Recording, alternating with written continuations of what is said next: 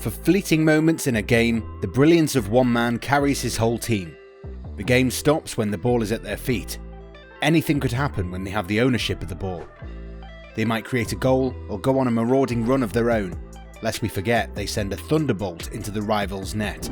Goalkeepers and defenders get heavy feet when they see that man in the opposition team. Some players have that aura, an aura of invincibility that behooves everyone they come across. We tend to forget these names. Cristiano Ronaldo and Lionel Messi's continued excellence does not allow us to focus on them, because like mere mortals, they have their periods of ascendancy and mediocrity. Bayern Munich were lucky enough to have two of these gentlemen.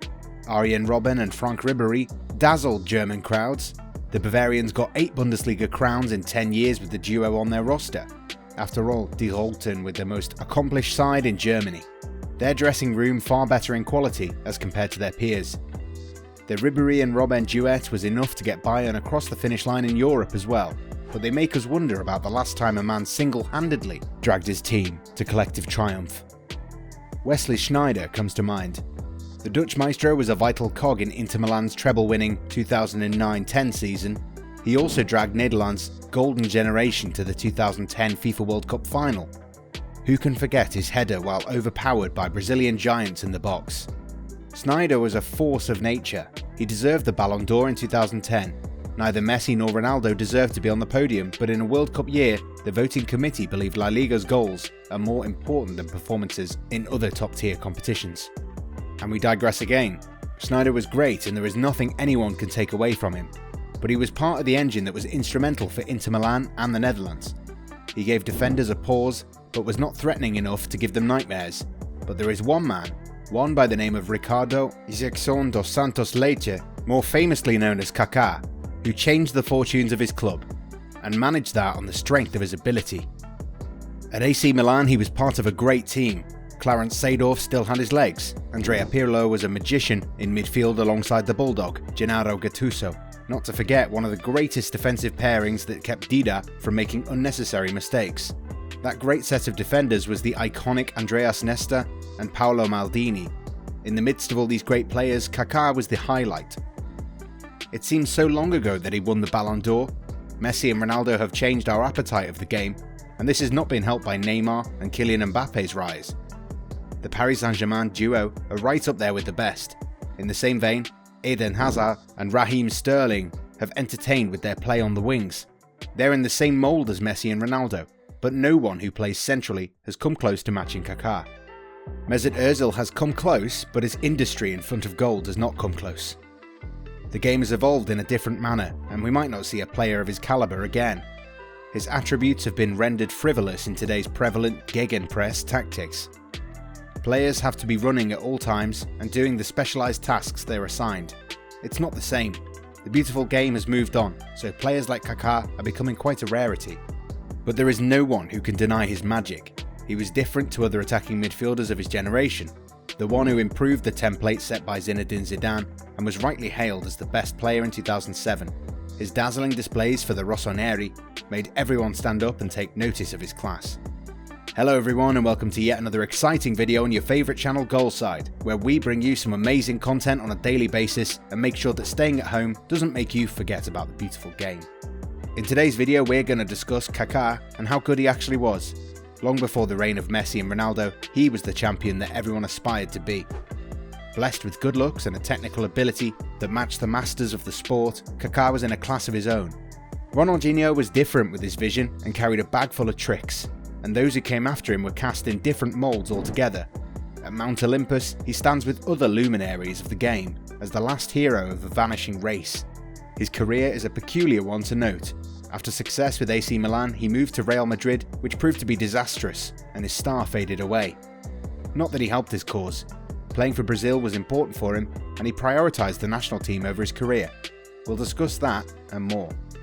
We want to take you down memory lane and remind you of the time when the genius of one man destroyed Cristiano Ronaldo's Champions League dreams, the man who made Messi ponder over his playing style choices and improve on his dribbling abilities, make the move from the flank to play more centrally. He might be the reason why Zlatan was forced out wide to make the most of La Pulga's abilities from the advanced positions in the centre of the park. As always, please remember to subscribe to our channel, like this video and share it with your friends who feel that the current generation of players, who are a different iteration of the same man, are all powerful and almighty. Once upon a time there used to be players with different characteristics, and we're remembering one of them. One who left everyone bewildered with his floating runs and left defenders in his wake. Maybe what we're about to remind you might make them believe otherwise. A career that was not supposed to happen.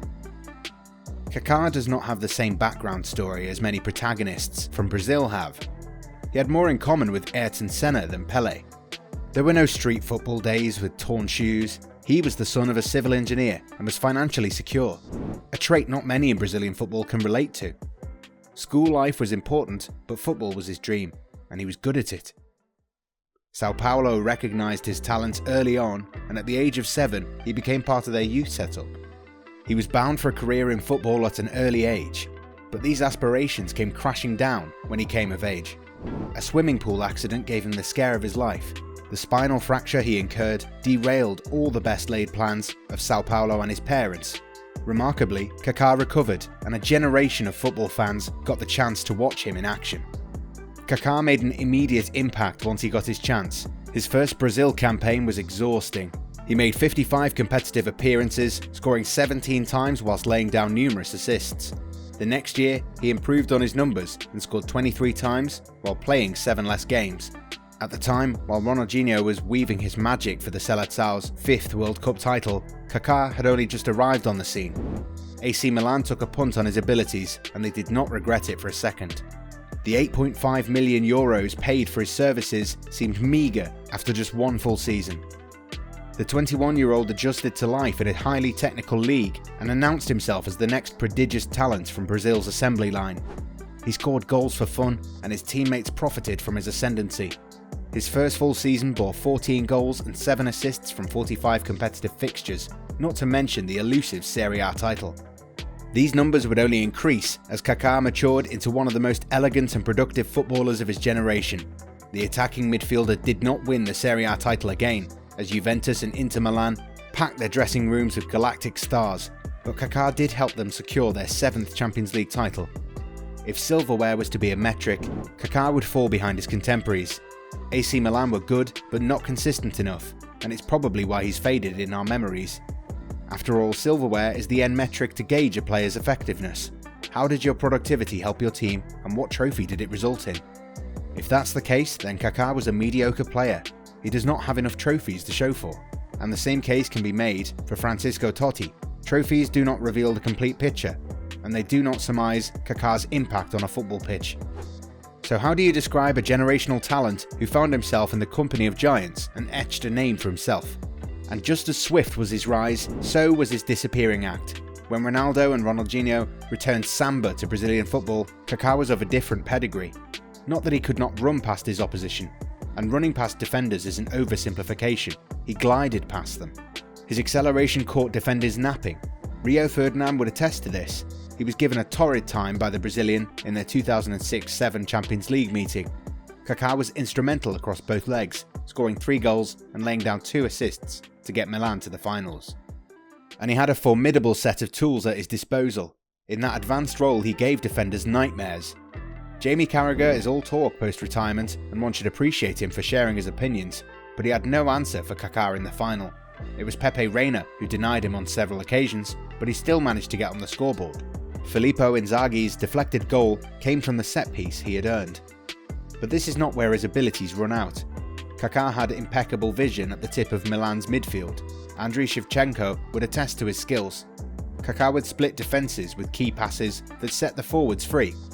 There is a reason why he was the creative force of Rossoneri and not Pirlo. And it makes one wonder why he's been forgotten so easily by fans. One explanation is that his failure with Real Madrid is a huge embellishment. He was supposed to form a double act with Cristiano Ronaldo to dethrone Barcelona in Spanish top-flight football. Real Madrid was supposed to claim La Decima with his incisiveness, but it did not come to fruition. Injuries and age caught up, and he was not given a second thought in the aftermath. Another reason is that we hold everyone to the same standard. Not every player continues to perform at the highest level year in, year out. What Messi and Ronaldo are doing defies logic. No one has even performed at such a high level on a consistent basis in the history of the sport. Even the great Maradona and Brazilian Ronaldo had their ups and downs, and here lies the answer. Kaká is a victim of circumstance.